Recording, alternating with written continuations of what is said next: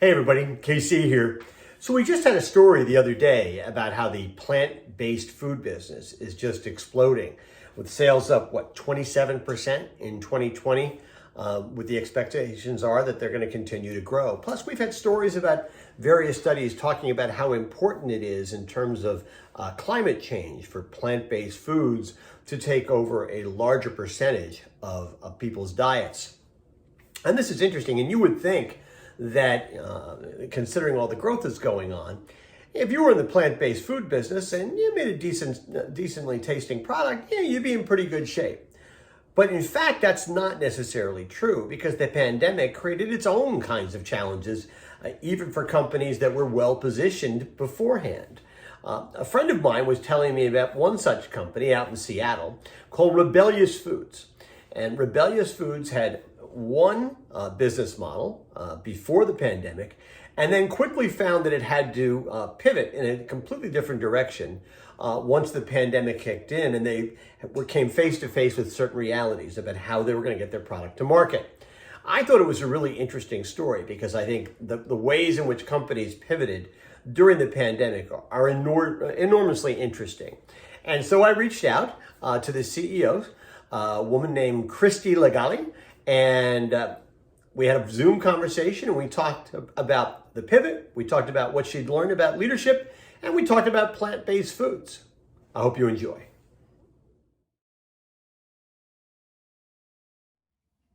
Christie Lagally, welcome to Morning News Beat. Thank you so much for having me. So, Rebellious Foods was sort of, well, it seems to me in terms of like reading about your company and reading about you, is it actually represented, and I want to talk a little bit about how the company pivoted, but I first want to ask you, it seems like a kind of pivot for you too, because I mean, there was a time that you were working for Boeing, you were building airplanes and you were spacecraft and the whole thing. And now you're making plant-based foods. How did that pivot happen? Yeah, so as a profession, I'm a mechanical engineer, specifically an aerospace engineer. I went to school to work in the aerospace industry, and I started my career in the aerospace industry. I really loved what I was doing in aerospace. And but like a lot of people, sometimes you just feel like you have a little bit of a calling to go do something where, you know, maybe you've spent some time in one part of an industry, you're ready to try something new. But also having spent quite a few years, in fact, my whole 15, almost 20 years in the aerospace industry, I decided I really wanted to follow my passion to be an entrepreneur and to address global climate issues, human health, animal welfare issues in the food industry. And that's why I decided to start Rebellious Foods. Were you a plant based food consumer yourself? I mean, was Yeah, I am. I'm a vegan myself. I've been a vegan for 26 years or some really long period of time like that. So I don't even think about it much anymore. But, you know, it was something that was part of my ethos as somebody who didn't want to cause harm to animals, cared a lot about the issues of human health, watching family members suffer from diet-related diseases really puts that front and center for me. And unfortunately, I had some very big losses in my family as a result of diet-related diseases, and some family members who passed away as a result. And it really made me even more motivated to do something about the fact that so many people feel like they don't have a choice, or they can't seem to, you know, effectively decide on really cutting meat out of their diet. So I wanted to give them an alternative to meat that would, you know, satisfy all of the cravings that they really love about the traditional meat products they eat. so when you did that first pivot from the aerospace industry to the plant-based food business, and you started your company, and it wasn't originally Rebellious Foods, you originally started it as something else. So talk That's about that. right. Yeah, that's right. So in fact, we are actually still called the original name, which is called Seattle Food Tech. And it reflects the fact that I started the company based on the idea that we needed to, as an industry, a plant-based foods industry, we needed to address the scale and volume and quality issues, as well as the cost issue in making plant-based meat. And so I decided to use my experience as a manufacturing engineer, which I really honed as part of my work in the aerospace industry, and start a company around the idea that if we could make plant-based meat production equipment and methodology better, that we could make products faster, at a higher quality, and much less expensively, so more and more consumers could truly afford them. We still operate under the name Seattle Food Tech, and we sell our products under the name Rebellyous Foods. So you first got into it as an equipment manufacturer, and your goal was to sell that equipment to food service companies, essentially? Not quite. We actually adopted the business model of General Mills.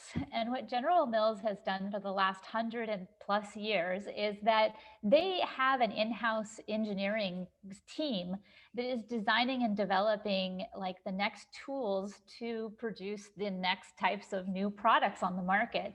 So imagine you're General Mills and it's, 1950, and you're developing the next tools to make things like Cheerios or Fruit Roll-Ups or Pop-Tarts. And they didn't do all those particular ones, but they had subsidiaries that did. And as a result, they own the tools around those. Somebody else builds them, but they design them, and then they sold the products they could make with them. So that's the same business model as Seattle Food Tech and Rebellyous Foods. We design the processes and the equipment. Third parties will help us build those pieces of equipment, and we deploy them to make better plant-based meat products. So our intellectual property is around our processing tools and methodology. And then you were also coming up with the recipes for the products themselves. That's right. Rebellyous Foods and Seattle Food Tech essentially operates in 3 divisions. First, we sell products that are in the CPG world as well as the food service world. We market them and sell them, so that we call that kind of the sales, marketing, and CPG division. We also run and operate our own 21,000 square foot food production facility right here in West Seattle, where we run a production of all of our products. It's both a pilot scale facility and our production facility for our retail and food service products. And then our third division is that we run a research and engineering lab that is designing, developing, and demonstrating the next generation of plant-based meat production equipment that one day we'll be able to deploy in our own production facility and potentially license to other companies so they can actually make plant-based meat faster, better, and cheaper as well. So part of what you just described is actually the pivot you made when COVID started, right? Well, exactly. You were not in the branded product business before the pandemic hit. So talk a little bit about that pivot. Yeah, that was a really important pivot. Prior to the pandemic in March of 2020, we were exclusively serving the food service market. So we sold chicken or plant-based chicken nuggets into the school system, the K-12 school system, as well as hospitals, cafeterias, corporate cafeterias, ballpark stadiums, places like that, all the places that got shut down. We didn't actually play in the retail market because, as you can imagine, we're already doing a lot. We're running our own production. We're doing research and development. So staying in the food service sector was really helpful to us. And you're engineers. You're not marketers. And exactly. Those are vastly different skills. They're vastly different skills. And in a lot of ways, you could say it was not really where we wanted to go, especially when things were getting even harder because our customers were getting shut down. But it really was the only avenue we could have done. So, and we had a warehouse full of ingredients that we needed to sell to somebody. So over the course of about 2 months, we quickly pivoted our products that were normally going into food service. We packaged them up in some, very quick and ready packaging, and we sold them into mom and pop stores up and down the West Coast. And that was what was necessary for us to survive the pandemic. And then we really hunkered down on our research and development so that at least we could use this time to really advance our technology capabilities and advance our production. Because if you can't sell a lot because your customers all got shut down, at least you can use that time to effectively raise the value of your company in other ways. And that's what we did. But of course, the pandemic went on, and we decided that we needed to we needed to make a permanent pivot, and we committed to developing 3 new products that were very specific to the CPG market. And that's when we came up with the Rebellious Tender, the new Rebellious Nugget, and the Rebellious Patties. And those were launched into retail in February 1st of 2021 of this year. So that's just, I mean, quite literally weeks ago. It's just Exactly. um, the did you have the talent in house to be able to make that pivot? Because, like I said, engineering, marketing, 2 vastly different businesses. Did you have to reach out to find people who could help you do that? I mean, how did that work out? So we had some of the talent in-house. We had product designers. We had, people who were really diligent about marketing. But for the most part, we had to go outside of our company, and we had to spend money that we didn't anticipate spending on these types of things. So we did end up raising some additional funding in about September of last year in order to help with that CPG addition to our company.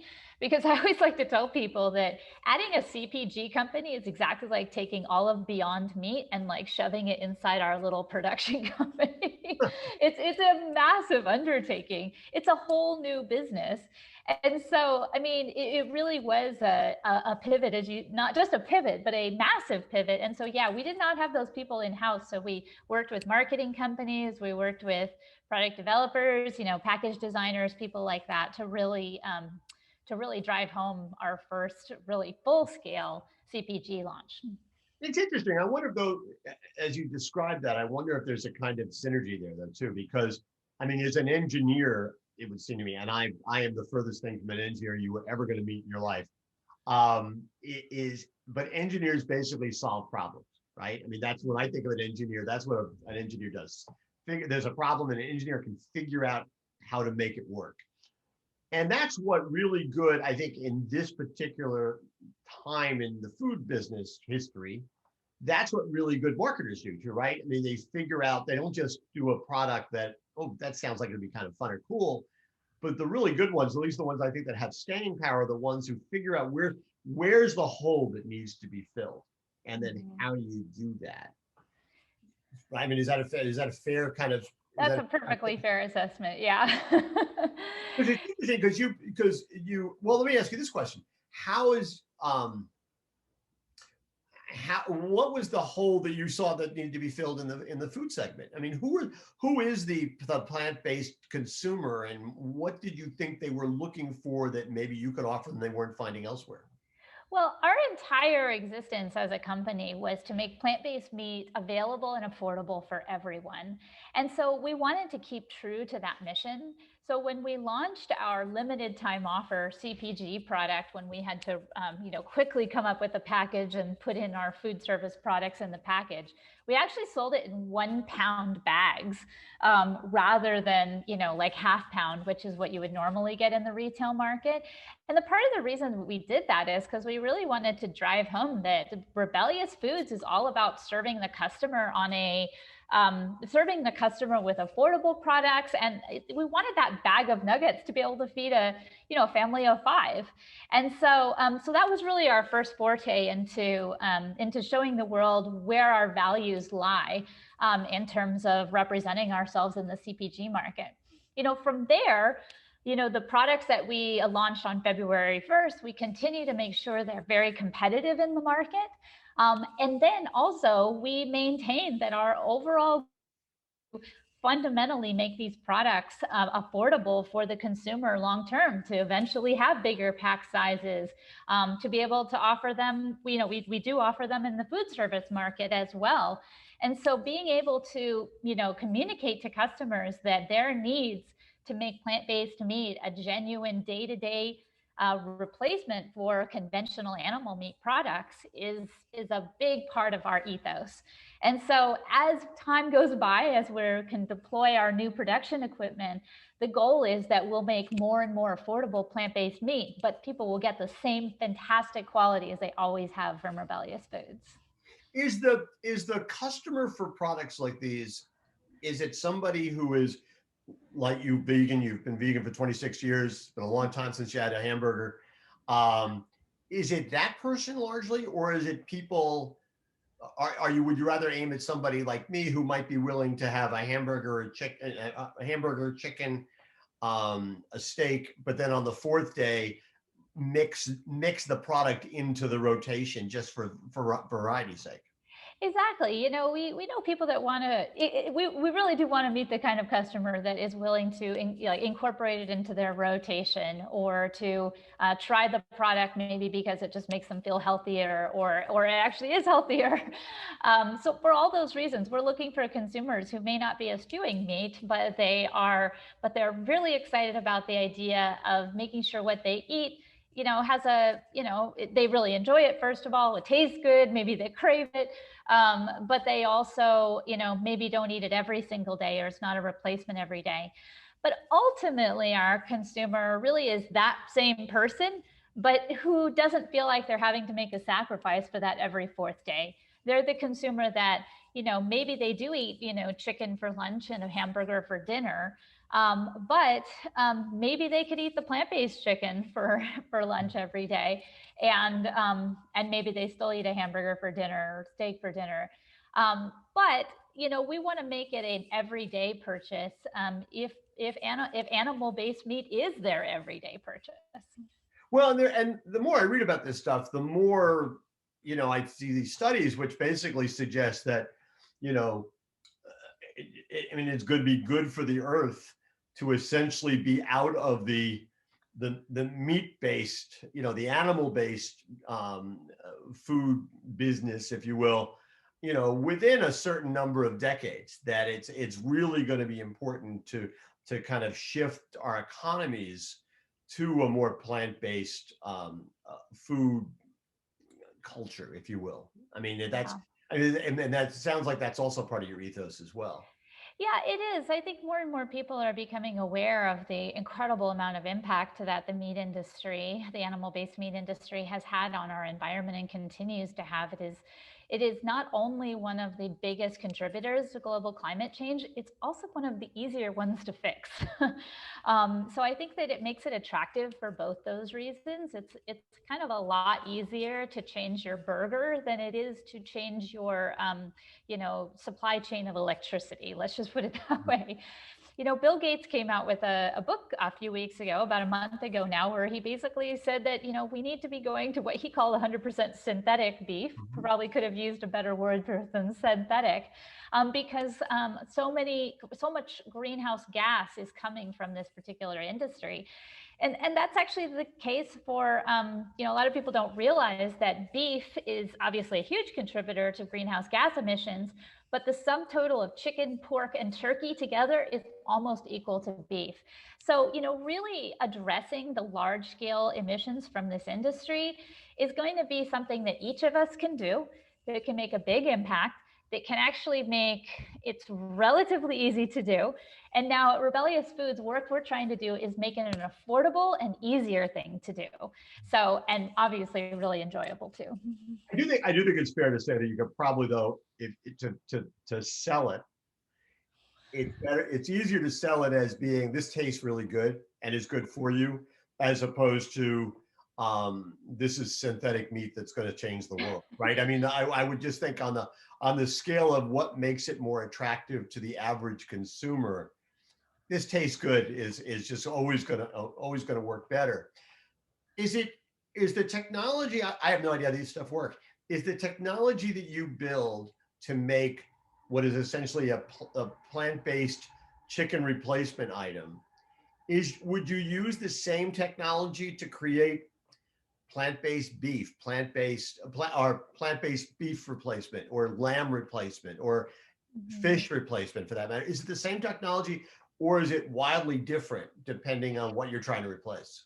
Yeah, the really interesting and lovely thing about plant-based meat production is it is largely generalizable over the various different species of meat, of plant-based meat, which is very different than obviously in the meat industry, where you have to have, big hooks and hangers to deal with the carcasses of cows, and, dealing with fish. I've been to one of those houses once in my life, and I never want to go back. I bet. Yeah, it's definitely not a pleasant place to be for humans or the cows.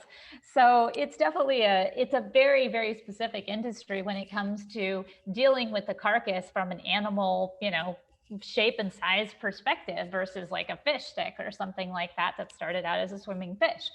So where we have a huge advantage in the plant-based foods industry is that, yes, we can use the same facility to make, fish sticks as we do chicken nuggets. They're all made from a very similar base protein ingredient, but they're flavored in different ways and they're processed in a different way. And with our technology, our new processing technology, we are able to, offer those products at a lower cost, which a lot of companies right now can't offer them at a lower cost because they simply don't have the right tools at hand to make plant-based products. They do make them, but that doesn't mean they make them at a cost-effective price for consumers. So we're talking about pivots. So I have some leadership questions. I'm just curious. So one thing is when one looks at your website, and we'll give the website name at the end, I can't help but notice that a sizable percentage of your team is made up of women. There are men in there, but it's mostly women. Was this was this, did you go into the business thinking that? Did it just sort of happen? And tell me about that. Well, we sought out the best and the brightest to make sure that our team was well staffed with the people necessary to make what happens happen, what we needed to happen with our industry. So it wasn't necessarily a predetermined situation that we have predominantly a women-focused company, but obviously there are a lot of amazing women out there, and what I do find is that women are have a high desire to essentially have their job have social and societal impact. So we kind of got a twofer, I should say, when it comes to the incredible women that work for us, because not only are they the best and the brightest in their field, but they want to come work for us because they feel like it makes an impact. They feel like they're making a difference in the world. So it's not just a job. It's, as we say, it's a rebellion. Well, and I have no argument with the idea that women are better and smarter than most. I'm not going to argue with you there.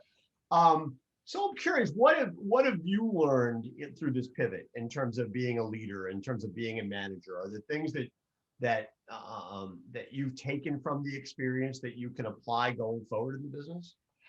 Yeah, I mean, I always say this to the team, which I think is actually a startup lesson, but it's also a pandemic lesson, which is that we win in inches, not miles. The successes that we have every hour of every day need to be celebrated. Each day that we went without COVID cases was a day to celebrate, because fundamentally, we are competing in an industry that has been industrializing production of animals for over 70 years.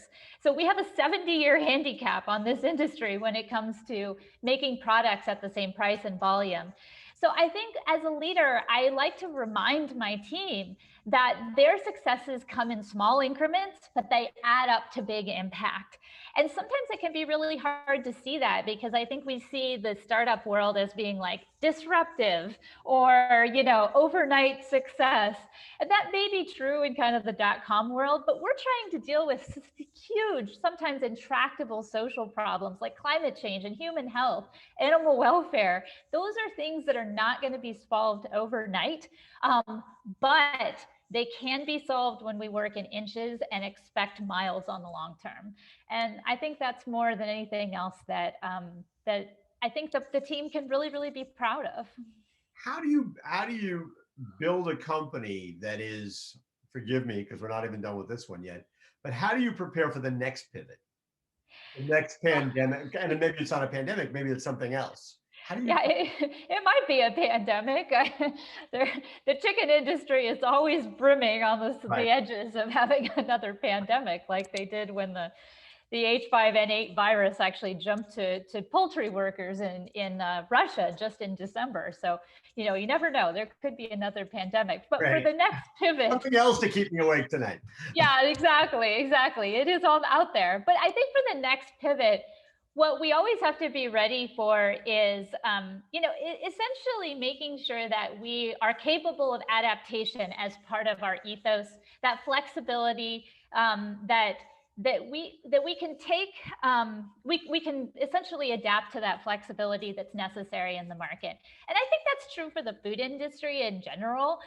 There is just so many highs and lows, whether it be weather or pandemics or, shortages of labor or, even excesses of labor.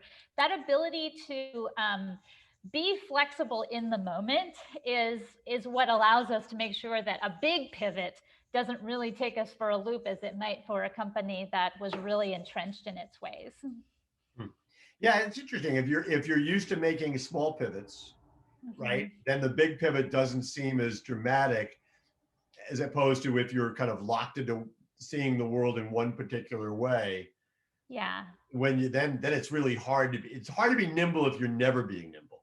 Exactly. And because our company exists to make change, so for example, our entire engineering research division is always on the verge of telling the production team, hey, we got another new way of doing things.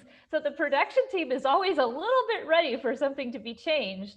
And they're incredibly talented at adapting to those really small changes because I think we're probably even more ready for a pivot than other companies because we exist as a living laboratory for the next generation of plant-based meat production. Okay, so if people want to find out more about Rebellyous Foods, want to get in touch with you, how do they do it?